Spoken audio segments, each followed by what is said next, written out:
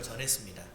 어려움을 만난 위기죠. 목숨을 잃을 만한 위기를 만난 야곱이 하나님이 찾아갑니다.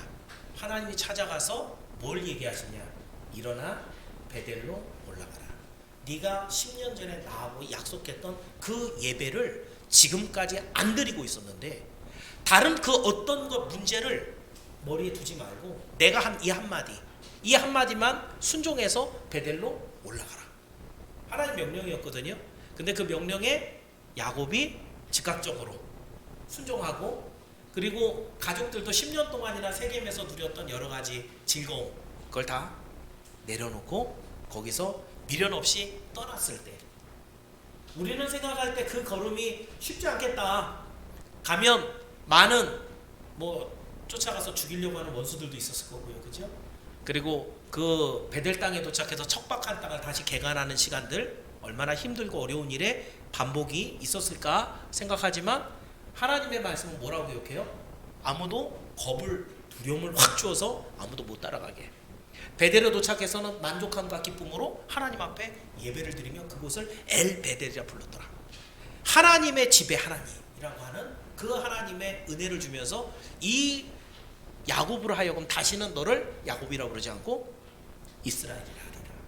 하나님의 약속을 확인시켜주는 이런 말씀을 살펴보면서, 그래서 제가 결론적으로 뭐라 했냐면 모든 문제를 해결하는 열쇠는 뭐에 있다? 예배에 있다. 다시 한번 따라해 보겠습니다. 모든 문제를 해결하는 열쇠는 예배입니다. 그래서 여러분에게 예배가 중요한 거예요. 예배는 그냥 모여도 되고 안 모여도 되고 오늘 주일이니까 왔다 가면 출석부에 흔적이 남는 이런 게 아니에요. 여러분의 삶을 뒤집어 놓을 수 있는 하나님의 능력과 복이 임할 수 있는 그 시간이 바로 예배입니다. 자, 오늘은 그러면 어떤 이야기를 여러분과 나누고 싶으냐 하면, 사실 오늘 본문 갖고 설교 들어본 적이 여러분이 많지가 않을 겁니다. 왜냐하면 잘 안 건드리는 본문이거든요. 자, 이제 여러분과 나눌 이야기는 그럼 그렇게 드리는 예배를 어떻게 드려야 되느냐, 방법적으로 바르게 드려야 되는데 그냥 완전 앉아만 있으면 예배인가?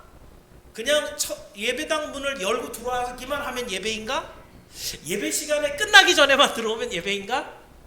그럼 우리가 드리는 예배는 어떻게 준비가 되고 어떻게 드려지고 어떤 하나님의 복을 받게 되는가? 이걸 알아야 여러분이 예배를 바르게 준비하고 그 예배를 통해 하나님이 약속한 복을 소망 가운데 기대할 수 있다는 거죠. 오늘 본문의 내용들은 사실 이제 그 야곱 이야기가 끝나고 거의 한 상당히 오랜 시간이 지나요. 야곱이 베델로 왔다가 베델에서 애굽으로 내려가서 거기서 400년이 넘도록 종살이하다가 하나님이 모세를 보내서 모세가 다 데리고 나와서 지금 어디까지 왔냐면 홍해를 건너고 시내산까지 와 있는 거예요. 그 시내산에서 있는 동안에 하나님이 모세를 위로 부르죠. 그래서 40일 동안 물도 안 먹고 밥도 안 먹고 거기서 하나님의 율법을 주시고 성막 만드는 방법 주시고, 그리고 가장 또 중요한 것 중에 하나가 예배를 어떻게 드리는지를 가르쳐 줍니다. 종살이를 했거든요. 아무것도 몰라요. 그러니까 이 사람들에게 가르쳐야 되는데 그 시내산에서 있는 1년 동안 정말 하나님이 중요한 율법을 주고 하나님의 예배당 성막을 주고, 그리고 그 성막에서 어떻게 예배 드릴 건가 예배하는 방법을 가르쳐 줘요. 그럼 오늘 여러분이 만난 이 본문은요, 예배도 되게 여러 가지가 있죠. 모든 예배의 첫 번째는 뭐냐면 제사장 위임식이었어요. 아론을 대제사장으로 세우는 특별한 예배죠. 자주 없는 그런 예배 아니고, 절기마다 드리는 예배 있죠. 유월절, 오순절, 수장절, 이런 특별한 때에 막 하나님이 하라고 하는 그런 거 아니고, 오늘 본문에 보니까 날마다 하나님께 드리는, 우리가 흔히 얘기하는 상번제, 항상 상자 써서 항상 드리는 번제에 대한 내용을 씁니다. 그러니까 이러한 항상 드리는 번제가 일상적으로 늘 하나님 앞에 드리는 이 제사가 발전해서 오늘날 여러분이 지금 드리고 있는 예배가 됐습니다. 그러니까 특별한 예배라 그러면은 그날 신경 써갖고 잘 준비했다 드리면 되는데, 우리가 드리는 건 매주 모인단 말이에요. 매주 예배 드린다고요. 그럼 매주 드리는 예배는 과연 하나님이 어떻게 준비하라 그랬을까? 이걸 보면 오늘 우리가 어떻게 예배를 드려야 되는가 이것을 알 수 있다는 거죠. 그래서 여러분 오늘 이 말씀을 통해서 오늘 우리가 드리는 예배를 우리는 어떻게 준비해야 될 것인가 다시 한번 마음속에 다짐을 해보시고요. 지금까지 드렸던 예배보다 전에는 제가 뭐라 그랬어요? 예배를 한 번 더 드리는. 근데 그 한 번 더 드리는 건 횟수적인 거라고 한다면 아무리 많이 드렸는데 하나님 안 받으시면 어떡할 거예요? 소용없죠. 그러면 그 예배를 하나님이 받으시게 드려야지요. 그 예배를 정말 질적으로 온전한 예배로 드리는 것. 이게 오늘 내용의 핵심입니다. 오늘 예배에 대한 이 말씀을 잘 들으시고 여러분의 예배를 드리는 준비하는 과정과 드리는 모든 과정이 바뀌어서 정말 여러분이 드린 모든 예배를 하나님이 다 받으시고 그 예배에 우리 하나님이 약속한 복들이 여러분에게 넘치도록 임하기를 주의 이름으로 축원합니다. 그래서 오늘 드린 말씀 제목을 상번제의 규례와 축복. 약간은 딱딱하지만 사실은 여러분의 삶과 결부해서 오늘 말씀 한번 전해보겠습니다. 자, 첫 번째 볼 것은요, 제사는 날마다 규칙적으로 드려야 된다. 날마다 규칙적으로 이렇게 되어 있습니다. 자, 38절 읽어봤는데요. 다시 한번 읽어볼까요? 자, 38절 읽어봅니다. 시작.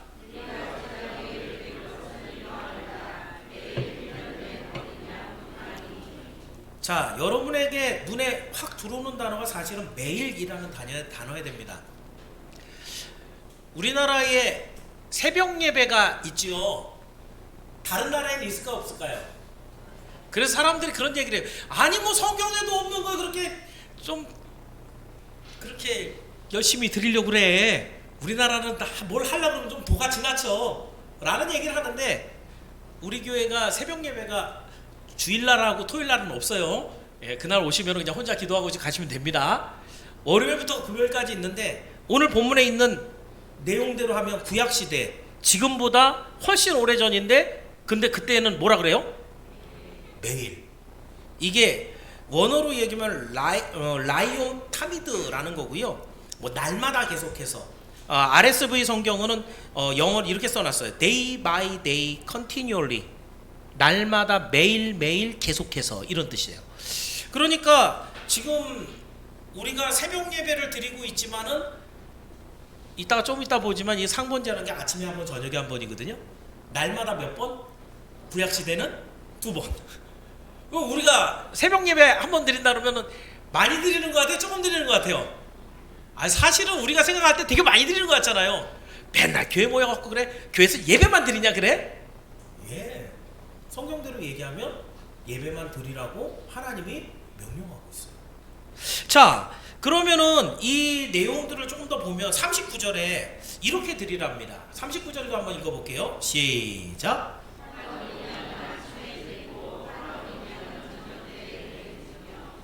그래서 전통적으로 이 이스라엘 백성들은 번제를 2번 드리는데 우리는 하루가 언제 시작해요? 지금은 이제 시간으로 얘기하니까 자정이 날짜가 지나가는 경계죠, 그죠? 옛날에 그런 거 좀 없을 때는 해 떠야지 새로 시작하죠, 그죠? 예, 해가 뜨면 아침이면 하루 시작하고 저녁이면 이제 하루 끝났다고. 이스라엘 백성 반대죠. 창세기를 보면 해가 지고 해가 뜨니 하루더라. 그러니까 해가 지는 시간이 하루가 끝나는 시간. 저녁 6시가 하루가 마감돼요. 그리고 저녁 6시가 되면 진짜 새로운 하루가 시작되는. 그래서 상번제라고 하면 해 졌을 때 또 해 뜰 때 2번 드려요. 근데 요세푸스라고 하는 역사가가 있습니다. 이 사람은 언제 살았냐면 예수님 시대에 살았던 사람이에요. 그래서 그때에 있었던 이런 여러 가지 일들을 굉장히 잘 적어놨는데 역사가기 때문에 기록을 남겼다는 얘기입니다. 그 상태의 삶을 보고 지금 예수님 시대라고 하면은 AD BC 30년이죠. 예수님 돌아가셨을 때 BC 30년인데 지금 모세 시대는 언제 하냐면 BC 1450년. 그러니까 예수님보다 1500년 전이에요. 그때 처음 율법을 받았는데 1500년 동안 살았던 이스라엘 백성들이 갈지짜였죠. 신앙생활이 이랬다 저랬다. 그런데 그나마 포로에서 돌아와서 이 바리새인을 중심으로 해서 말씀대로 살자고 나름대로 계몽운동을 해갖고 그때 당시에는 예배 잘 드렸거든요. 그런데 그 당시에 기록을 보니까 저녁 상번제, 저녁 번제는 몇 시간 드렸냐면 3시간 드렸어요. 저녁 번제만 매일 드리는 거를. 그럼 왜 그럴까? 하루 동안 살면서 지은 죄들 있잖아요. 그리고 다 고백하고 하나님께 용서함 받고 새로 결단하고 이러는 시간들이기 때문에 저녁은 항상 한 3시간 정도 걸렸대요. 제가 얘기하는 거 아니에요. 요세푸스가 그렇게 기록해놨어요, 역사책에. 그리고 아침 번제는 그보다 상대적으로 짧게, 그거는 시간 정확히 안 써놨는데 대략 그래도 한 30분에서 1시간 정도 하지 않았겠어요? 요즘 우리 새벽 예배가 1시간 정도 합니다. 많은 분들이 목사님 너무 길어요. 제가 이 말씀 갖고 위로를 받아요. 하루에 1시간 정도는 예배를 드리는데 좀 아까워하지 말아야 된다는. 이스라엘 백성들은 하루에 4시간을 예배를 드렸어요. 하루에 살아가는 시간 중에 8시간은 잔다고 치고 4시간은 예배 드리고 12시간 나머지 절반은 살아가는, 그 이스라엘 백성이 그렇게 살아갔었던, 그런데도 불구하고 예수님께 야, 너는 똑바로 안 해, 혼났었잖아요. 그죠? 이런 거 생각을 하면 하나님 앞에 드리는 예배의 시간을 아까워하면 안 된다. 그 예배를, 이거 일주일에 한 번 얘기하는 거 아니죠? Day by day continually라고 했어요. 그죠? 날마다 계속해서 드렸던 예배라는 거죠. 자, 그렇다고 하면 여기서 하나 질문 던집니다. 왜 하나님은 이렇게 날마다 많은 시간을 소비해가면서 예배를 드려요? 그죠? 뭐 한 번, 일주일에 한 번 싹 몰아갖고 하면 되게 좋을 것 같은데, 그것도 핵심적인 내용들만 딱 몰아갖고선 간단하게 치러버리면 될 것 같은데, 왜 이렇게 긴 시간 그렇게 예배를 드리게 한 것인가? 그것은요, 하나님께서 주시는 말씀을 잊어버리지 말고 죄에 빠지지 말게 하기 위해서요. 사실은 구약에 있는 모든 내용들의 규례들은요, 하나님의 말씀을 기억하게 하는 거거든요. 하나님을 잊어먹지 않게 하는 거거든요. 우상을 섬기지 않게 하는 거거든요.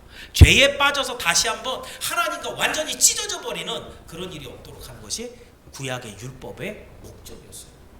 그럼 여러분 한번 생각해 보십시다. 이스라엘 백성들이 살아갔던 시대하고 지금 여러분이 살아가는 시대하고 비교했을 때 죄의 유혹이 그때가 더 심각했을까요? 지금이 더 심각할까요?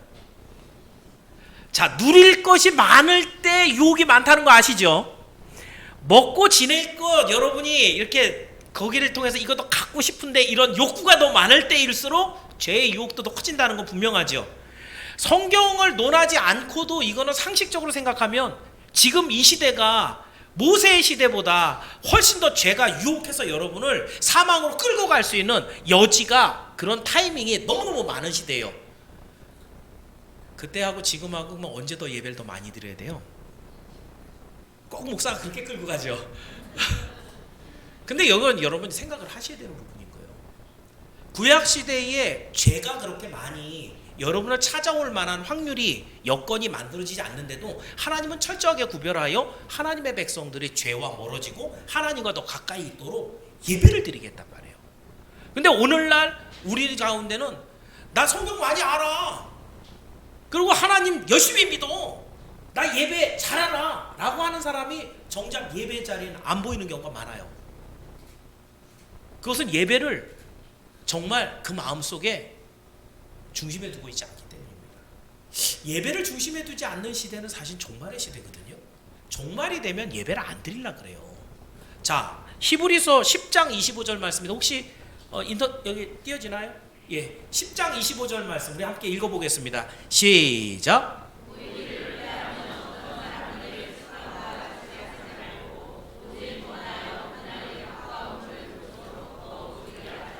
여기 모이기를 패하는 이라 그랬잖아요. 뭘 모여요? 예배로 모이는 걸 얘기하는 거예요. 그러니까 이 구절은 종말의 때 일어날 여러 가지 현상들 중에 하나인데, 그 현상 중에 가장 대표적인 게 뭐냐면 모이는 거를 그만 모이자! 모이기를 패하는 그런 사람들이 점점 많아지니까 그게 뭐가 돼요? 습관이 돼, 습관. 그런 사람들을 다 따라가다 보면 어떻게 된다는 거예요? 이게 죄인지도 모르고 죄와 결별하지도 않고 죄를 씻지도 못하고 죄와 먹고 같이 살면서 하나님이 약속한 구원을 잊어버린다. 그러니까 히브리서 기자가 뭐라 그래요? 모이기를 패하는 어떤 사람들의 습관과 같이 하지 말고 너희는 어떻게 하라고요? 권하여 그날이 가까울수록, 그날이 어쩐대요? 예수님이 오시는 종말이 가까울수록 너희는 더욱 그리하라. 뭐하라? 모이기에 힘써라. 예배 더 힘써라 이거죠. 예수님 시대보다 모세 시대보다 지금 시대가 종말이 더 가까운 건 아시죠? 예, 분명히 가깝죠. 그 시간이 얼마나 많이 흘렀어요. 지금은 분명히 종말을 코앞에 두고 있는 시대인데 지금 우리가 규칙적이고 진실한 예배를 드릴 만한 때가 바로 지금이라는 거예요. 그래서 여러분에게 다시 한번 강조해서 말씀드리는 것, 지금 이 시대에 많은 사람들이 예배를 그만 나오고 예배를 대충 드리고 예배를 빼먹는 이런 시대가 종말의 때, 이 사람들의 마음속에 이런 사람과 같이 하지 말고 그랬으니까 히브리서 기자가 얘기하기로 이런 사람들은 천국 갈 사람이에요, 못 갈 사람이에요? 여러분 이건 당연한 얘기잖아요. 이런 사람같이 하지 말래요. 왜? 구원을 못 받으니까. 너희는 구원 못 받는 자가 되지 말라는 거예요. 너희는 예배를 빼먹어서 예배를 드리지 않아서 믿음을 잃어버려서 구원받지 못하는 그런 사람이 되지 말고 오늘 너희는 더욱 그리하라. 예배를 드려라. 주님의 명령인 줄 알기를 바랍니다. 오늘 이 말씀을 가슴에 품고 오늘 내가 드리는 예배는 그 어떤 시간보다 귀한 시간, 하나님 앞에 부르심을 받고 믿음을 다시 한번 확보해서 하나님의 뜻대로 살아가게 하는 하나님의 명령을 받는 시간인 것을 기억하고 예배를 생명처럼 지켜내는 여러분이 되기를 주의 이름으로 축원합니다. 자, 두 번째는요, 매일매일 첫 번째고요. 두 번째는 제사는 향기로운 냄새가 돼야 된다. 향기로운 냄새. 좀 애매하죠? 자, 어떤 내용인지 한번 살펴봅니다. 40절에 보면은 상번제를 어떻게 드릴 거를 아주 자세하게 말씀하고 있습니다. 40절 한번 읽어봅니다. 시작.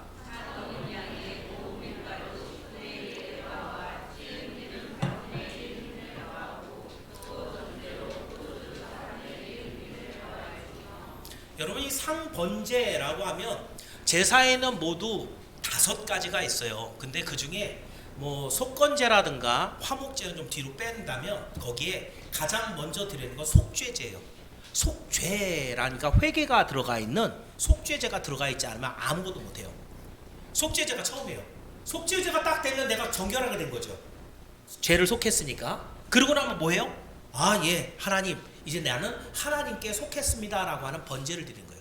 이 번제 안에 담겨있는 의미는 하나님께 드린다, 올라라는 단어가 원어예요. 그래서 하나님께 나의 결단을 드리는 시간이 번제예요. 근데 상번제는 반드시 번제와 함께 뭘 드리느냐? 소제를 드려요. 소제는 가루 소자를 써요. 곡식을 갈아요. 그래갖고 그거를 가루로 하나님 앞에 드리는 게 소제예요. 번제하고 소제는 같이 따라다니는 애예요. 그리고 번제까지 드리고 나면 죄 용서 받았어요. 하나님께 내 다짐, 결심 드렸어요. 그리고 나면 뭐예요? 아, 하나님이 오셔서 축복해줘요. 그러니까 하나님과 함께 어우러지는 거예요. 그게 뭐예요? 화목제예요. 이 제사는 항상 순서가 속죄제, 번제, 소제, 화목제 이렇게 되게 돼 있어요. 뒤집으면 안 돼요. 순서 바뀌면 안 돼요. 손 씻고 밥 먹죠? 밥 다 드시고 입 닦는 거 말고 막 손 씻고 그러는 건 의미 없죠, 그죠? 순서가 있단 말이에요. 밥 먹을 때도, 일을 할 때도, 예배도 순서가 있어요. 그런데 오늘 본문에 보니까 번제에 소제를 같이 드리는 내용들이 나오는데 모르는 단어가 좀 나와요. 여기에 에바, 우리 친구들, 젊은 친구들은 에바 그거 아닙니다. 여기에 에바는 곡식의 양을 다는 부피단이에요. 우리로 얘기하면 한 말, 두 말, 한 대, 두 대 이런 것 같은 그게 에바인데요. 한 에바는 어느 정도? 23리터. 한 마리 8kg 정도 되잖아요, 그죠? 그러니까 23kg 정도 되는 건데 여기에 본문에 뭐라 그랬어요? 10분의 1 에바라고 했으니까 얼마큼인 거예요? 2.3리터. 여러분 2리터짜리 물병 아시죠? PT병. 그거보다 조금 많은 거예요. 2.3리터. 지금 이 양 한 마리에 같이 쓰는 소재가 이만큼 들어간다는 거예요. 밀가루가. 그런데 거기 기름이 나왔어요. 기름은 4분의 1 흰은 뭐예요 또? 예전에 여러분 그 소주 4홉들이 한 병, 2홉들이 한 병, 홉이라는 단어 아세요? 요즘 젊은이들은 모르는데 한 홉이 한 150 좀 넘어가는데요. 두 홉이라 그러면 한 350ml 정도 되거든요. 홉이라는 게 이 부피 중에서도 액체를 다는 단위가 우리나라 단위 중에 홉이라는 단어가 있어요. 요즘은 다 미리로 쓰니까 모르죠, 그죠? 자, 그런데 이스라엘은 흰이라고 하는 단어가 있는 거예요. 그러니까 한 흰이면 어느 정도 되면 3.8리터. 그러니까 4분의 1 흰이니까 어느 정도 돼요? 한 950ml. 그러니까 1리터 좀 안 되는 거죠. 그러니까 지금 이 밀가루 2.3리터에 거기에 한 950ml 정도, 1리터 정도 되는 기름, 이걸 섞는 거예요. 혹시 기름진 거 좋아하세요? 근데 기름진 거를 만약에 그 밀가루 반죽하잖아요. 그럼 물 많이 집어넣으면은 그러면 이제 그때는 파전해야 되죠. 빵이 안 되고 그죠? 예. 근데 여러분 섞을 때 밀가루 2와 기름 1 섞었다 생각해 보세요. 뭐가 만들어지겠어요? 어때요? 예, 여러분 생각할 때 그죠? 이거는 상당히 질적해지죠. 이거 뭐 하려고 그러는 거예요? 뭘 만들어 갖고 이렇게보다는 이걸 통해 갖고 하나님 앞에 태워드려야 돼요. 기름이니까 잘 타요, 안 타요? 타요. 하나님 앞에 올려진 소재이기 때문에 여기에 기름을 4분의 1 흰 1리터 정도 부어갖고 이렇게 섞어버리게 되면 이게 다 탄단 말이에요. 그런데 그거를 양을 태우고 있는 번제 위에다가 요거를 얹어갖고 같이 소재로 태워요. 그리고 맨 위에 전제로 뭘 부어요? 포도주 4분의 1 또 950ml 1리터를 또 부어요. 그 위에다. 그러니까 밑에서 불을 떼고 있어요. 번제단에서. 그 위에서 송아지 타요. 양을 타고 있어요. 그 위에 이 소재물을 태워요. 그 위에 마지막 전제로 포도주를 부어요. 그리고 나서 이렇게 드린 것을 하나님이 뭐라 그랬냐면 다음 절에 보니까 이것을 향기로운 냄새다. 그러니까 하나님이 어떻게 하셨다는 거예요? 이렇게 드리면 내가 받는다는 거야? 안 받는다는 거예요? 이러면 받는다는 거예요. 자, 지금 나온 재물들보다 더 비싼 것들이 있어요, 없어요? 있지요. 아이, 어린 양보다는 큰 숫소가 더 비싸잖아요. 그거 태워도 되죠. 여기에 쓰는 기름 거의 대부분 올리브유, 감람유거든요. 그보다 더 비싼 향유도 있을 거란 말이에요. 그리고 여기 포도주보다 더 비싼 그런 술도 있겠죠. 도수 높아갖고 진짜 확 타는 그런 것들도 잘 탈 건데, 비싼 거 이런 거를 요구한 게 아니라 하나님께서 깨끗하고 하나님이 정해놓은 것들을 순서대로 드리면 하나님이 이것을 어떻게 하신다? 받으시고 이것을 향기롭다 인정해 주신다. 여기에 뭐가 있냐면 하나님께 드리는 예배에, 제사에는 순서와 격식과 요소가 들어있다는 거예요. 이 순서와 격식과 요소는 누구를 만족시켜야 되는 거예요? 하나님이 정하신 대로, 하나님이 명령하시고 기뻐하는 대로 준비를 하는 거예요. 나 오늘 기뻐서요 한 흰 아니고 2흰 드릴게요. 안 됩니다. 2.3리터 아니고 제가 한 바켓스 더 넣을게요. 안 됩니다.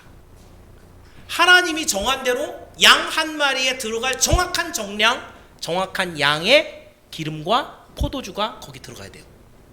이게 정확하게 하기 위해서 제사장들이 늘 아주 눈 크게 뜨고, 아니야 이거 빼, 이건 깨끗해, 이렇게 해. 다 그 정해주는 게 제사장이 하는 일이에요. 자, 그렇다고 한다면 여러분, 오늘날 여러분이 드리는 예배를 한번 생각해 보십시다. 지금 현대의 많은 교회가 커지면서 성도들에게 그 일정과 여건에 맞춰서 예배를 바꾸고 있어요. 이유는 한 명이라도 더 예배를 드리게 하자. 어때요? 여러분 생각할 때 저는 지금 성경의 원리를 갖고 예배를 지금 말씀드리고 있고, 질적으로 온전하고 완전한 예배를 위해서 여러분에게 지금 설교하고 있는 거예요. 지금 오늘날의 많은 사람들이 흔히 얘기해서 궤변, 사람들을 이해시킬 수 있는 그런 말을 가지고 예배를 얘기하는데, 한 명이라도 더 예배를 드리게 하기 위해서 예배를 이렇게 바꿔봅시다. 오는 사람들이 좀 편안하게 듣기 위해서 성경을 바꿔봅시다. 예배의 설교를 줄여버리고 사람들에게 더 쉽게 인사하고 나눌 수 있는 교제의 시간을 가져가십시다. 지금 예배는 그렇게 바꿔가고 있어요. 중요한 건 그 예배를 드려서 많은 사람이 오는 것이 목적이라면 그분들은 목적을 달성했어요. 그런데 예배의 목적은 뭐예요? 하나님이 향기로운 냄새로 받으셔야 돼요. 아무리 많은 예배를 드리고 아무리 많은 사람이 모였는데도 그 하나님께서 뒤돌아서 버리시면 그 예배는 잘못 드린 예배입니다. 쓸데없는 예배인 거예요. 그렇다고 한다면 여러분, 예배를 준비하는 여러분에게는 뭔가 준비해야 되는 것이 있다라는 것이에요. 하나님이 말씀하시고 원하시는 절차와 조건과 요소가 여러분 안에 들어가 있어야 된다는 거죠. 여러분에게 그러면은 지금 이 시대에는 양 가져오셨어요? 혹시 밀가루 가져오신 분 없죠? 포도주 갖고 오신 분 없죠? 그렇게 우린 지금 예배를 드리지 않잖아요. 그러면 이게 뭘 의미하는지를 알고 있어야 되겠죠. 양은 뭔가요? 우리를 위해 대신 죽으신 예수 그리스도를 얘기해요. 기름은 뭐예요? 순전하게 우리를 밝혀주신 진리의 불로 그 기름으로 우리 가운데 임하시는 성령의 역사를 얘기하는 거예요. 포도주는 여러분이 아시는 것처럼 우리를 위해서 십자가에 대속하신 그 예수님의 대속의 피를 얘기해요. 이 성경이 주지하고 있는 바예요. 그럼 여러분이 예수로 준비해서 이 예배에 나오지 않으면 모든 절차와 격식을 다 무시한 잘못된 예배라. 오늘 예배를 나올 때 나는 오늘 예수님을 만나러 가는 거구나. 그 예수님이 당신의 그 피와 살로 나를 살리셨구나. 그 예수님밖에는 나에게는 소망이 없구나. 이런 마음을 갖고 나오시는 거예요. 오늘도 목사님 오늘 무슨 재밌는 얘기 할까? 한 번도 안 하죠, 그죠? 재밌는 딴소리 안 해요. 오늘 과연 강단에서는 하나님의 말씀인 주의 살인 하나님의 말씀이 뭐가 선포가 될 건가? 우리 이용대 집사님이 최소한 토요일 저녁까지는 밴드에 올리죠. 밴드에 가입이 안 되신 분들은 꼭 우리 이용대 집사님에게 물어봐서 밴드에 가입하십시오. 토요일 날 되면은 제 설교 원문이 다 떠 있습니다. 적어도 어떤 말씀이 내일 선포될 건가? 그 말씀에 읽어봐서는 다 은혜를 못 받잖아요, 그죠? 근데 한번 읽어보면서 내일은 이렇구나 마음의 준비를 하고, 그리고 은혜 받을 준비를 하고 하나님 앞에 여러분의 죄를 다 가지고 나와서 용서함을 받고 깨끗함을 받고 그 말씀의 위로와 능력을 받고 하나님 앞에 축복받고 나가는 것, 이게 예배예요. 이런 예배를 날마다 드린다고 생각해 보세요. 하나님이 주시는 말씀으로 늘 내가 연단받아갖고 힘을 얻어갖고 세상에 나갈 때 주 예수 그리스도의 이름을 갖고 오늘도 세상에 나가는 거예요. 지금까지 여러분이 살아갔던 모든 삶과 앞으로 살아갈 날은 반드시 덮여버립니다. 그것을 위해서 우리 주님이 오늘도 이 말씀을 주셔요. 세상 사람들이 얘기하는 대로 목사님 우리도 예배 좀 짧게 보시죠. 제가 여기서 사임할 때까지 절대 안 통합니다. 제가 수의사를 그만두고 동물병원 그만두고 강단에 서서 말씀을 전하는 이유는 하나님의 명령 때문입니다. 제가 이거 안 할 거면 제가 여기 있을 이유가 없어요. 하나님 앞에 바르게 드리는 예배가 아닐 것 같으면 저는 여기 있을 필요가 없어요. 그렇기 때문에 예배에 관련해서 당회가 정하고 당회에서 하나님의 말씀을 전하기로 준비된 대로 전하지 않는 이런 예배는 하나님 받지도 않으시거니와 그런 예배는 아예 기대도 하지 마십시오. 아무짝에도 소용이 없어요. 그래서 오늘도 여러분이 나오기 전에 예수 그리스도로 말미암아 구원받을 소망을 가지고 오늘도 그 말씀을 기대하고 소망하면서 이 자리에 나와서 나온 시간 예수님을 만나고 그 예수님과 함께 집으로 돌아가게 되는 여러분이 모두 되기를 주의 이름으로 축원합니다. 자, 마지막으로 그러면 제사는 하나님의 임재와 축복이 목적입니다. 자, 그렇다고 한다면 이게 하나님께서 까다로운 제사의 방법을 주셨는데 날마다라면서요. 아침 저녁으로 4시간씩 이렇게 까다롭게 제사를 드리라고 하면은 열심히 한 사람에게 뭔가는 축복이 줘야 될 거 아니에요. 그렇지요? 그렇다고 한다면 그 내용이 뭐가 있는가? 42절 한번 읽어보겠습니다. 자, 본문 42절입니다. 시작.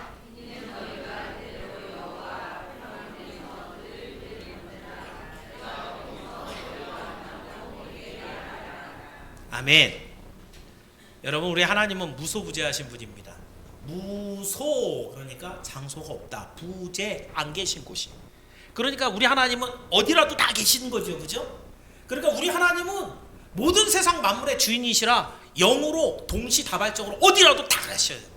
심지어 여러분의 마음속에도 들어가십니다. 그죠? 그래서 많은 사람들이 이거를 알고 뭐라고 얘기하냐면 하나님 어디라도 계시니까 그냥 내가 간절하게 계시면 간절하게 마음으로 예배를 드리면 어디서 예배 드려도 다 하나님 받으시는 거 아니겠어?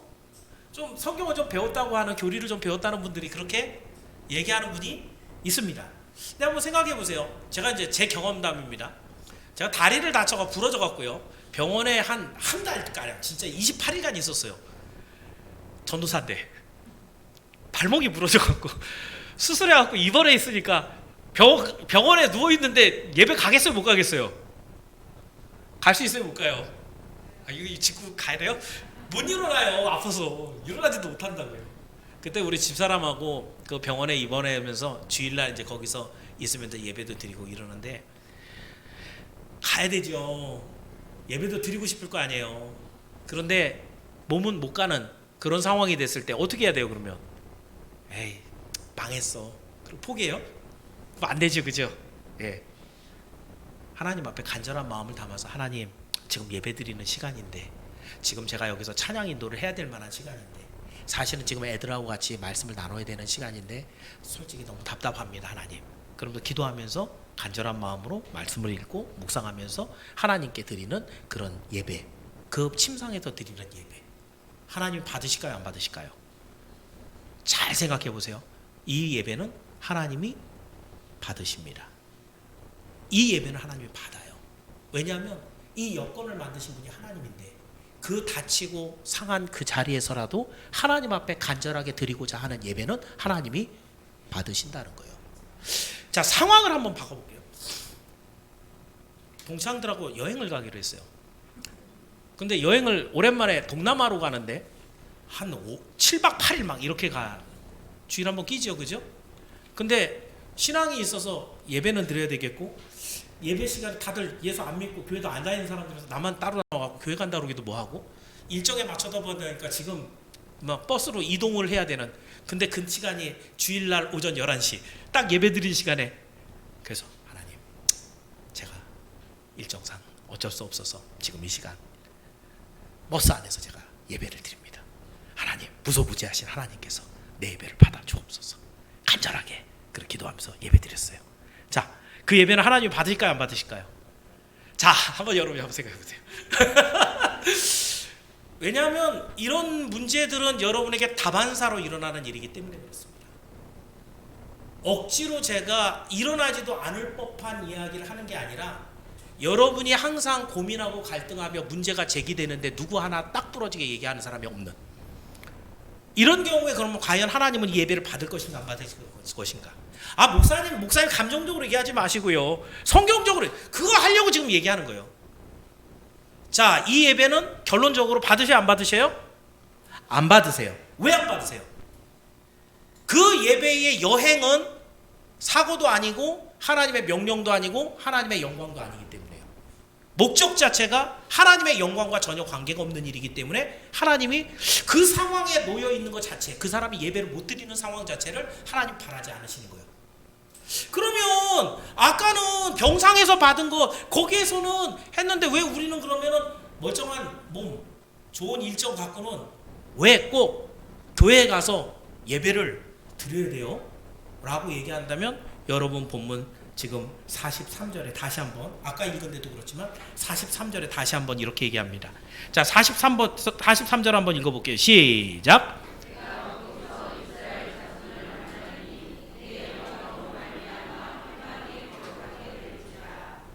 하나님 어디서 만나신대요? 거기가 어디예요? 하나님이 모세를 통해 만들게 하는 성막입니다. 이 거기는 성막을 얘기하는 거예요. 오늘날에 어디예요? 교회입니다. 여러분이 본교회에서 드리는 예배를 굉장히 중요하게 생각하셔야 됩니다. 여러분이 교회에 소속한 순간 그 교회에 하나님이 주신 예배당은 거기서가 돼요. 그러니까 여러분이 정말 먼 곳에 있는데 강릉에 있는 선양교회까지 오는데 시간 많이 걸린다. 예, 와야 되는 거예요, 사실은. 거기서 내가 너를 만나겠다고 약속하시면 돼요. 특별한 경우가 생길 수 있어요. 아파하고 입원하는 경우. 특별한 경우가 생기는 경우가 있어요. 선교사를 만나기 위해서 선교지에 단기 선교를 가는 경우. 하나님의 영광과 명령을 따라 하나님의 일을 위해서 간 경우, 이런 경우 생길 수 있어요. 그런 경우에는 하나님이 그곳에서 만나주세요. 하지만 그 외의 모든 일에는 하나님께서 명령한 거기 성막에서, 하나님의 거룩한 존전 앞에서 하나님을 만나는 여러분이 되기를 바랍니다. 그래서 여러분, 여러 가지 변명으로 이것을 뒤집지 마세요. 성경은 여러분, 지금 거기서라는 대목이 지금 3번인가 반복이 돼요. 한 구절이 있는 게 아니란 말이에요. 성경은 분명히 얘기하고 있다고요. 거기서 하나님이 지정한 것. 그래서 저희가 기도할 때 그러잖아요. 정한 시간, 정한 장소에서 하나님을 만나니, 이게 예배거든요. 정한 시간, 정한 장소, 거기서 하나님을 만나, 이게 예배예요. 지금 마지막에 그 예배를 드리면 어떤 축복이 있느냐를 하다가 얘기가 나왔지만, 하나님을 만나는 예배를 바르게 정한 시간, 정한 장소에서 하나님을 만나러 나오면 하나님 뭐 하신다? 하나님이 만나 주신다. 하나님이 여러분을 만나 주신다는 거예요. 그 하나님의 말씀을 듣고요, 하나님의 계획을 듣고 하나님의 약속을 받아서 하나님의 은혜 가운데 들어간다는 거예요. 예배의 첫 번째 축복은 하나님을 만나는 것인 것을 기억하길 바랍니다. 여러분이 도무지 하나님을 만날 수 없는 범죄한 인생들인데도 불구하고 하나님은 시간과 장소를 정하고 당신이 친히 이곳에 오셔서 여러분을 만나주세요. 때려주려고요? 아니겠죠? 왜 만나주세요? 여러분의 죄를 용서해주고 여러분을 당신의 백성 삼으시려고 만나주신 거예요. 이것을 기억하고 또 여러분은 늘 하나님께서 정한 장소를 소망하며 그 예배를 드리기를 축원합니다. 그 다음에 그러면은 임재 장소에서 거룩한 예배를 드렸을 때 하나님이 주시는 놀라운 복이 뭔가? 45절이에요. 45절 읽어봅니다. 45절 시작. 두 번째 복은 뭐고요? 첫 번째 복은 하나님이 만나주신다. 두 번째는 내가 너의 하나님이 되신다. 이건 기가 막힌 일이에요. 정말. 제 초등학교 친구 중에, 초등학교 때는 굉장히 좀 모범적인 애였는데 중학교 때부터 놀아갖고 일장이 된 애가 있어요. 얘가 고등학교 때 제 집에 오늘 오면은 제 방에서 담배 피고 이렇게 선풍기 그때 저기가 없으니까 혼자서 담배 피는데 그 담배 연기가 모여 있으니까 선풍기를 이렇게 창문에다 대더라고요. 그리고 거기다 대니까 다 나가요. 야, 너 별걸 다 연구했거든. 근데 녀석하고 굉장히 친했거든요. 얘하고 바깥에 나가면 걱정될 게 하나도 없어요. 아무도 집적되는 애가 없어요. 가다가 여기 와서 뭐 한번 먹을래? 나 돈 없는데 들어와. 좋은 건 아닙니다. 그죠? 누가 같이 나하고 함께 있느냐에 따라서 정말 내가 근심 걱정이 없어지는, 내 모든 필요를 채워주는 이런 사람도 있더라는 거예요. 그런데 같이 가시는 분이 하나님이면 어떻게 했어요?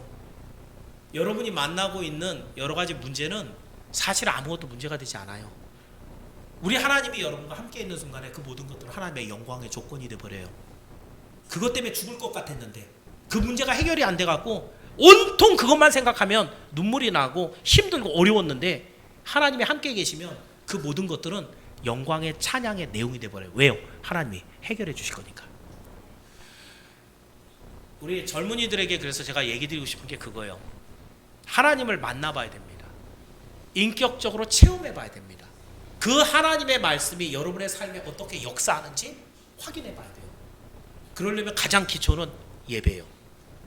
예배가 온전하게 하나님 앞에 드려지고 질적으로 우리 하나님이 원하시는 예배를 드렸을 때, 정한 시간 정한 장소에서 하나님을 만났을 때, 하나님을 만났을 때 그 하나님은 내 하나님이 돼서 내 문제에, 내 삶에 개입해 들어오셔서 내가 생각하지도 못한 방법으로 문제를 해결했을 때 할렐루야! 이게 나오는 게 예배예요. 이것을 체험한 사람들은 예배가 달라져요. 그 하나님이 나와 함께 하신다라는 것이 어떤 것인지 먹어본 사람은 말할 수 있어요. 나는 하나님의 자녀야. 하나님은 나의 하나님이야. 이걸 말할 수가 있어요. 우리가 드리는 예배는 그냥 출석부에 도장 찍는 그런 예배가 아니라고요. 그냥 하나님을 믿는 것을 여러분이 갖고 있는 여러 가지 취미나 습관 중에 하나, 이런 게 아니에요. 예배는 여러분 삶을 지배하는 생명입니다. 그래서 오늘도 제가 이 하나님이 함께 계시면을 이 다윗이 기록한 시편 23편 갖고 얘기를 하면 그래요. 하나님이 함께 하시면 나를 푸른 초장과 쉴만한 물가로 인도하시죠. 그리고 사망의 음침한 골짜기에 다녀도 하나님이 건져내 주시죠. 심지어는 원수의 목전에 내가 있을지라도 내 머리에 기름을 바리고 거기에 상을 차려서 함께 먹게 하시는 존귀의 자리에 올려주시는 거죠. 하나님이 함께 하시면 이 복보다 더 큰 복은 있을 수가 없어요. 이 세상에 존재하질 않아요. 그런 복들은 하나님이 나와 함께 하시는 순간 모든 복은 다 내 거예요. 그래서 이 모든 복들을 하나님이 주시기 위해서 여러분에게 뭐 하라 그러는 거예요? 예배드리라는 거예요. 까다롭고 번거로운 일이 없을 수 없죠. 여러분도 좋은 대학 가려면 열심히 공부해야 되는 거 알죠? 그만큼의 결과를 얻기 위해서는 그만큼의 수고가 들어가는 건 당연한 일인데, 하나님은요 우리에게 당신을 만나는 예배를 까다롭게 얘기하세요. 우리한테 맞추지 않으세요. 하나님이 당신에게 맞춰달라 그러세요. 그렇게 당신에게 맞춰드리면 우리는 하나님을 만나고 하나님이 우리 하나님이 된다는 약속을 주셨어요. 우리 하나님은 시건하시는 분이 아니시고 그 말씀을 반드시 이루시는 하나님이시니 그 말씀대로 한번 해보세요. 과연 그 예배가 여러분을 변화시키고 여러분에게 구원의 하나님을 만나게 하시는지, 이를 통해서 정말 그 살아계신 하나님을 늘 체험하는 여러분이 되기를 축원합니다. 말씀을 정리합니다. 오늘은 상번제의 규례를 주시는 하나님의 이 계시를 통해서 우리가 드리는 예배의 모습을 다시 한번 돌아보았습니다. 하나님은 이스라엘 백성에게 하루에 2번 아침과 저녁에 상번제를 드리라고, 규칙적인 예배를 드리라고 말씀하셨고요. 이 예배도 그냥 드리는 게 아니라 이 격식이 있었어요. 순서가 있었어요. 그 요소를 다 만족할 만큼 하나님이 명령한 대로 그대로 하나님께 맞춰서 드리는 예배, 질적으로 완성된 예배를 드렸을 때 하나님께서 2가지 복을 주시는데, 그 예배를 드린 자에 만나주시고 그 예배를 드리는 사람의 하나님이 되신다 약속했습니다. 그래서 여러분, 구원을 받는 사람은요 하나님이 선택한 사람이에요. 무조건적이죠. 여러분이 이뻐서 착해서 하나님이 선택하신 것 아닙니다. 하나님이 선택했기 때문에 믿음이 생기고 구원을 받는 거예요. 축복은요 무조건적인가요? 잘 생각해 보십시오. 성경적으로 얘기하는 거예요. 오늘 말씀도 예배는 축복을 약속하고 담보해서 여러분 주신 명령이에요. 이 예배를 드리는 사람에게는 하나님이 만나주시고 그 사람의 하나님이 되신다 약속하신 거예요. 축복의 약속이란 말이에요. 축복은 무조건적이 아니라는 거예요. 축복은 믿는 자에게, 순종하는 자에게, 하나님의 말씀대로 따라간 자에게 주시는 하나님의 축복의 약속이에요. 그러니 여러분, 오늘 여러분의 예배가 얼마나 중요한지 다시 한번 생각을 해보시기 바랍니다. 온전한 예배를 드리는 것은 결코 쉽지가 않습니다. 죄인인 내가 거룩한 하나님이 까다롭게, 날마다 제가 이렇게 말씀을 드렸지만 내 다음 주에 오실 때 이 설교 내용을 읽어보시고 본문 구절을 한번 찾아보시고 오실 만한 분이 얼마나 있을까 걱정은 심히 됩니다만은, 그죠? 예, 그게 왜 어려운가요? 그게 왜 어려워요? 죄인된 우리 육신이 거룩하신 하나님의 요구를 따라가는 건 그만큼 불편해요. 익숙하지가 않아요. 사실이죠. 날마다 기도 2시간씩 하는 거 쉬워요? 날마다 하나님의 말씀을 읽고 외우는 게 쉬워요? 어렵잖아요. 그런데 예배를 위해 준비하는 거, 이것도 쉬운 일 아니에요. 그런데 이렇게 까다롭지만 불편하지만 하나님의 말씀대로 순종하며 하나님이 이 예배를 받아주시는데, 그 받아주시면서 여러분에게 축복과 은혜를 주신다는 것 믿기를 축원합니다. 그래서 여러분, 다시 한번 여러분의 마음속에 각인할 것, 예배는 나에게 맞추는 게 아닙니다. 예배는 하나님께 맞추는 거예요. 하나님의 말씀에 맞추고 하나님 중심으로 준비하는 거예요. 그랬을 때 그 예배는 진짜 예배예요. 그리고 그 예배를 하나님이 받으시는 거예요. 사실은 이 얘기를 모든 예배를 드리기 첫 시간에 해야 되는 거죠. 지금까지 드렸던 예배를 여러분 돌아보니까 어때요? 줄줄줄 새죠. 아, 그때 예배 잘 드릴 걸. 이런 생각들 많이 들지요.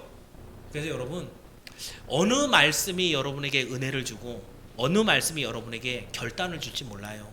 그 예배 시간을 소중하게 여기고 항상 참석해서 들으십시오. 그리고 오늘 이 말씀을 잊지 마십시오. 그리고 여러분 평생에 여러분의 예배를 하나님께 맞추십시오. 그래서 그 예배를 통해 하나님을 만나시고 하나님의 백성들이 돼서 하나님의 구원과 능력과 은혜를 누리는 여러분의 일생이 되기를 주의 이름으로 축원합니다. 기도하겠습니다. 은혜로우신 하나님,